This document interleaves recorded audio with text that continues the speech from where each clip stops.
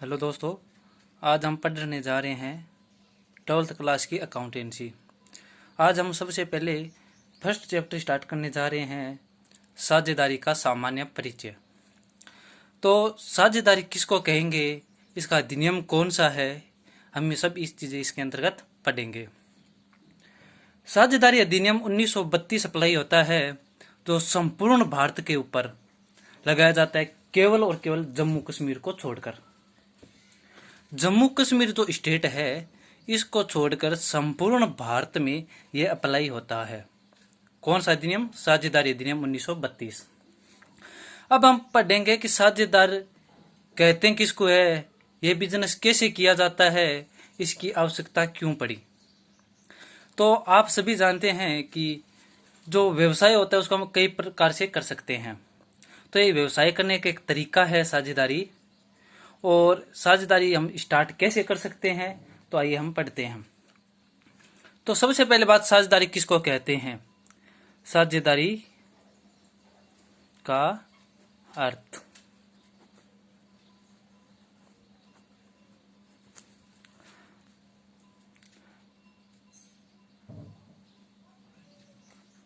साझेदारी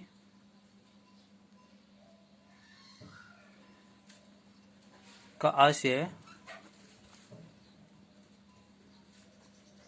ऐसे व्यावसायिक संगठन से है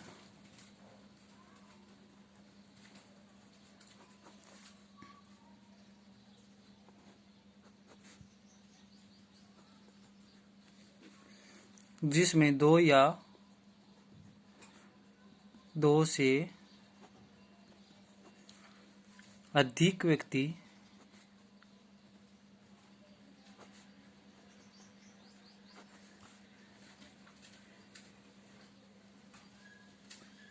स्वेच्छा से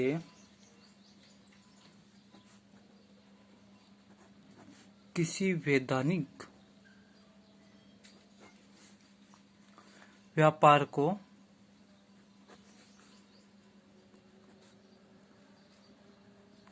चलाने के लिए सहमत होते हैं। इस व्यवसाय में वे पूंजी लगाते हैं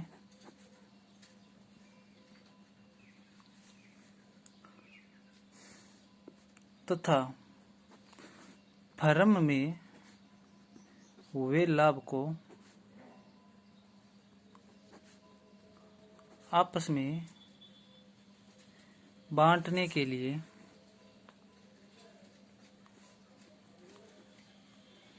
सहमत होते हैं।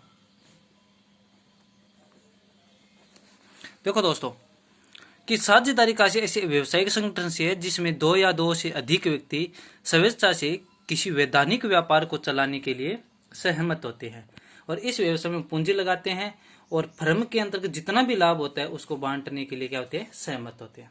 अब देखो हम समझेंगे, इससे तो कुछ समझ में नहीं आया होगा। देखो, कम से कम दो व्यक्ति होने कंपलसरी है। कम से कम कितने व्यक्ति? दो व्यक्ति। साझेदारी के लिए कम से कम कितने व्यक्ति होने जरूरी है? दो व्यक्ति। और कौन से व्यवसाय को कर सकते हैं? केवल और केवल वैधानिक व्यापार को, इनलीगल व्यवसाय को नहीं कर सकते।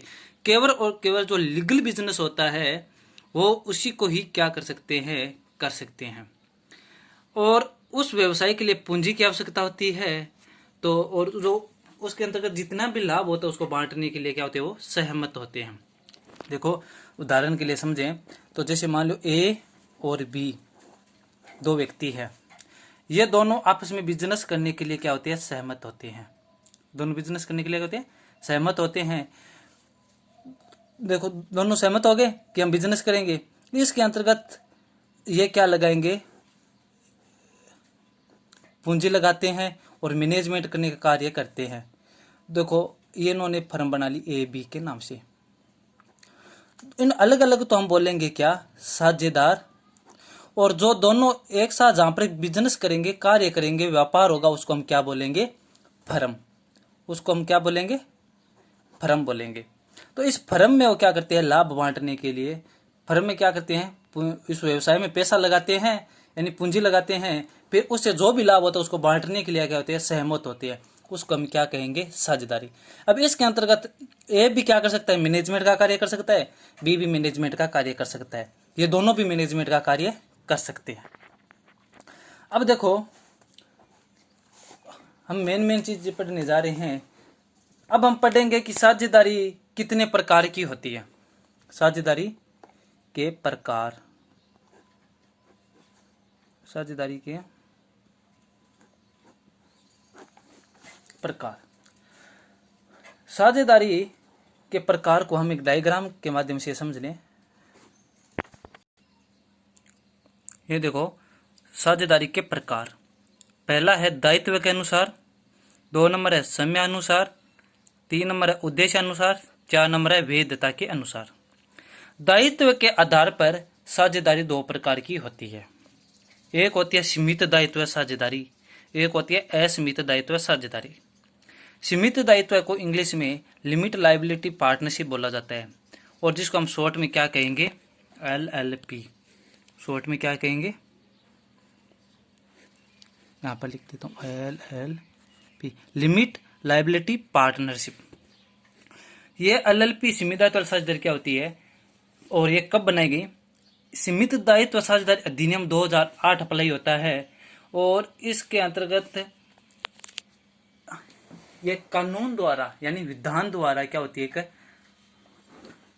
पृथक विधान द्वारा बनाई गई एक बिजनेस होता है। यानी जिस कोई भी व्यक्ति पार्टनरशिप करना चाहता है सीमित दायित्व के अकॉर्डिंग, वो क्या करवाता है, रजिस्ट्रेशन करवाता है, इससे उनको एक अलग क्या हो जाता है, पृथक अस्तित्व मिल जाता है, और ये कर्तव्य व्यक्ति की तरह कार्य करती है, जिसकी खुद की एक सार्वभौम मुद्रा होती है, और दायित्व क्या होते हैं, सीमित होते हैं, उसको हम क्या कहेंगे, सीमित दायित्व वाली साझेदारी कहेंगे।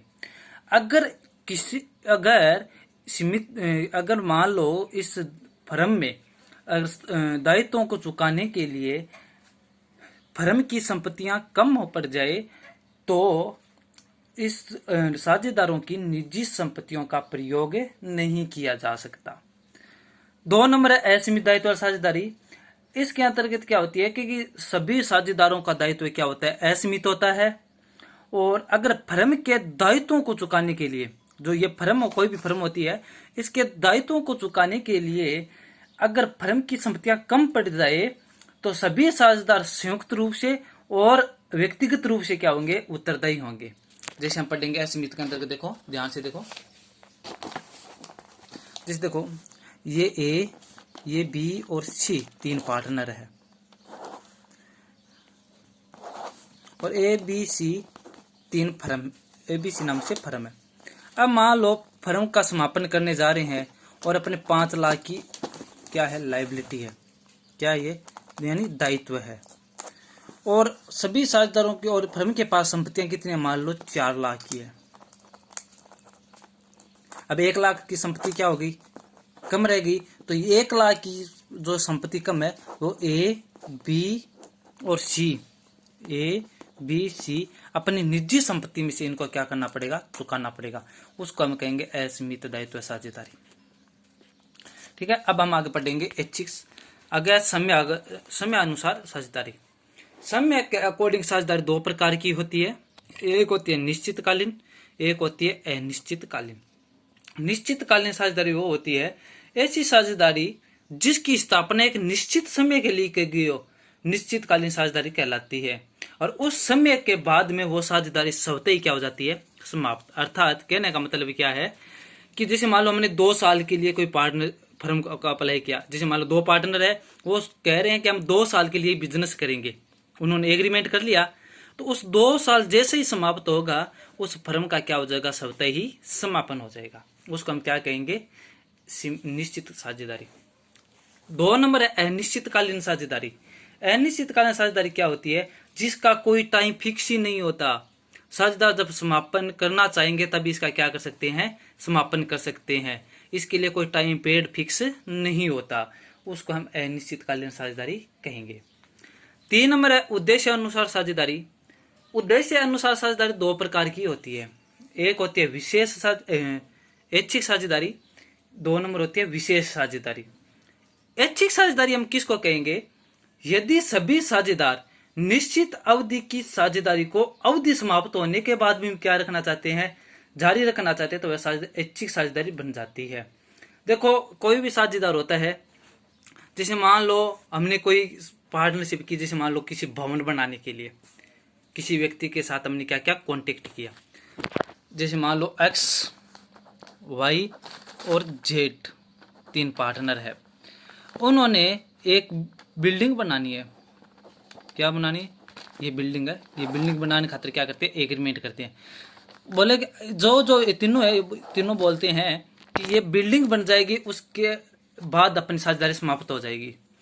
तो सॉरी गलत बोल दिया ना मैंने, विशेष साझेदारी। अगर तीनों विशेष साझेदारी बता देता हूँ पहले, तो तीनों ने बोल दिया कि हम साझेदारी क्या कर देंगे, ये बिल्डिंग बनाने के बाद में क्या हो जाएगी, अपनी साझेदारी समाप्त हो जाएगी, तो वो विशेष साझेदारी कहते हैं।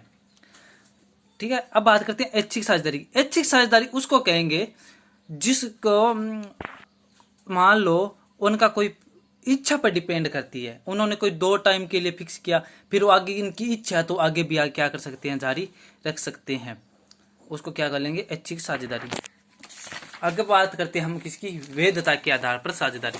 वैधता के आधार पर साझेदारी 2 प्रकार की होती है, एक होती है वैध साझेदारी, एक होती है अवैध साझेदारी। वैध साझेदारी किसको कहेंगे कि अगर अपने जो देश है, जैसे भारत देश है, और भारत में जो नियम कायदों के अकॉर्डिंग जो क्या किया जाता है, बिजनेस किया जाएगा, उसको हम वैध साझेदारी कहेंगे। यानी जैसे मान लो हम कोई ऐसा बिजनेस करने जा रहे हैं जो अपने देश के नियमों के विपरीत है, तो वो वैध व्यवसाय नहीं होगा। वो कौन सा व्यापार होगा, अवैध साझेदारी। यदि किसी साझेदारी की स्थापना प्रचलित नियमों के अनुसार स्थापित की जाती है तो उसे वैध साझेदारी कहेंगे। 2 नंबर अवैध साझेदारी किसको कहेंगे, यदि किसी साझेदारी की स्थापना प्रचलित नियमों के अनुसार न हो तो ऐसी साझेदारी अवैध साझेदारी कहलाती है।